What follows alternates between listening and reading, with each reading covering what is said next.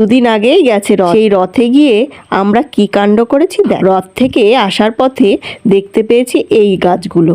এত সুন্দর সুন্দর গাছ রাস্তার ধারে অযত্নে পড়ে আছে, আমার তো ভালো লাগলো না।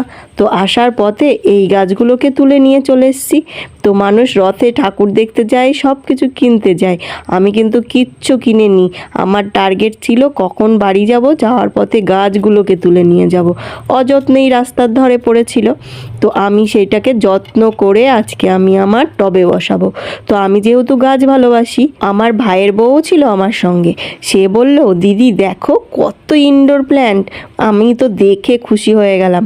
তো আমি তুলতে একটু ভয় ভয় পাচ্ছিলাম, ও বলল তুমি নেবা, দাঁড়াও। ও ফটাফট আমাকে তুলে দিল। আমারও ভালো লাগলো, যাক আমাকে তুলতে হলো না, ও আমাকে তুলে একটু হেল্প করে দিল। তো তার সাথে পাশে দেখছি একটা কারি পাতা গাছ, আর একটা ছিল কেতুকি গাছ। তো কেতুকি গাছের ফুলগুলোও খুব সুন্দর, আর ইনডোর প্ল্যান্টটা দেখো কি সুন্দর। আমি এখানে কেতুকি গাছটাও লাগিয়ে নেব। তো এই গাছটাই সাদা সাদা রজনীগন্ধার মতন ফুল ফোটে, কিন্তু কোনো গন্ধ নেই। আমি তোমাদের একটা কথা বলে দিচ্ছি, যারা গাছ ভালোবাসে আমার কথাটা মিলিয়ে নিও। রাস্তায় বেরোলে তোমাদের কি গাছের দিকে চোখ পড়ে না? আমার তো পড়ে। রাস্তায় বেরোলেই মনে হয় কোথায় কোন আগাছার মধ্যে একটা সুন্দর গাছ জন্মে আছে, আর সেটাকেই আমি তুলবো আর বাড়িতে নিয়ে আমার টবে বসাবো। তো এই তোমাদের সাথে গল্প করতে করতে আমার কেতকী গাছটাও লাগানো হয়ে গেল।